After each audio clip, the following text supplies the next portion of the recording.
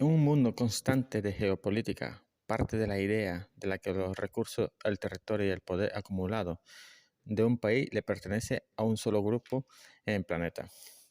Ahí tenemos a Rusia, a lo largo de su historia, constituye una amenaza directa para los proyectos de dominación mundial de Occidente, que solo son un puñado de países que se llama Occidente, comunidad, que quieren gobernar este planeta. Desde el mediado del siglo XIX, estos proyectos han estado encabezados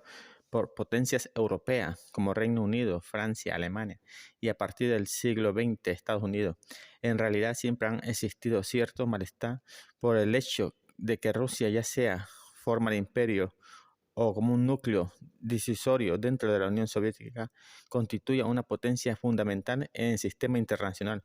Ahora, al menos desde el principio del siglo XVIII, tras la victoria de la Gran Guerra del Norte de 1700 a 1721 contra Suecia, los rusos adquirieron un importante innegable en la resolución y conducción de los asuntos europeos. A su vez, con la victoria sobre la fuerza napoleónica, Rusia fue apodada en gendarme de Europa,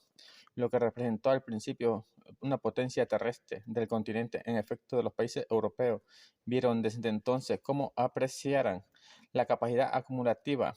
por el imperio ruso, cuyo territorio y fuerza militar parecía superior a los recursos combinados de todas las demás potencias europeas. Con ello, la población, sobre todo por parte de los británicos, fue que Moscú representaba una amenaza que había que detener y que la expansión de la influencia regional y continente tendría que ser combatida a toda costa. A partir de ese momento empezaron a formularse ideas sobre la necesidad de debilitar a Rusia y, lo mejor de los casos, lograr el desmantelamiento de su gigantesco territorio. Este tipo de pensamiento geopolítico que tomó forma sobre todo en la Cancillería británica en el siglo XIX fue heredado posteriormente por los importantes responsables políticos de Estados Unidos, que con el final de la Guerra Fría anhelaban un eventual desmoronamiento de Rusia, como lo había ocurrido en la Unión Soviética en los años 91. No es de extrañar, por tanto, que el ex consejero de Seguridad Nacional estadounidense, Zbigniew Brzezinski, un auténtico arquitecto del caos, opinara en el artículo escrito en 1997 para Foreign Affairs que Rusia debería descentralizarse políticamente, transformándose en una confederación laxa compuesta por tres grandes repúblicas europeas, siberiana y del Extremo Oriente. Brzezinski indicaba entre líneas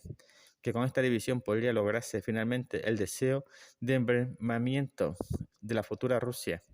Para él, uno de los escenarios más peligrosos para el dominio global estadounidense era precisamente que la potencia de un sistema tal es verdaderamente incapaz de influir en otro estado en la misma dirección. Para Brzezinski, una Rusia segura de sí misma integraba territorios podrían representar exactamente ese tipo de amenaza para Occidente. En particular, más allá de las especulaciones, las predicciones sobre la inminente desintegración de Rusia era bastante popular en algunos círculos académicos occidentales. Al principio de la década del 2000, al principio de esa década, por ejemplo, un informe de la CIA predijo que si manteníamos la tendencia observada durante esta década, en 2015 la Federación Rusa estaría dividida en 8 estados independientes. Y el Club Bilderberg, que se reunía especialmente en la industria de finanzas y educación de las élites europeas, llegó a debatir un proyecto para dividir a Rusia en diferentes zonas de control, en la que el centro de Siberia estaría bajo control estadounidense y el noreste bajo el control alemán, el sur bajo el control turco y la región del Volga y el extremo oriente bajo la tutela japonesa. La casualidad que Estados Unidos se quede con la zona siberiana es porque está la mayor recursos naturales que posee Rusia actualmente. En este contexto, Vladimir Putin, como nuevo presidente ruso, desempeñó un papel activo en la aprobación y puesta en marcha de la Segunda Guerra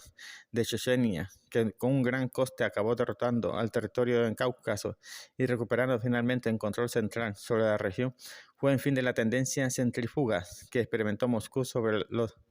década de los 90, Putin comprendió en papel de Occidente y actuación este bastidor en la hora de absurda las aspiraciones separatistas de aquellos grupos chechenos, ya que la intención era utilizarlos precisamente para lograr este soñado y debilitamiento de Rusia, separando un gran país y convirtiéndolo en pequeñas regiones que se pueden dominar. Los rusos siempre han estado dispuestos a defender su independencia política y su soberanía y su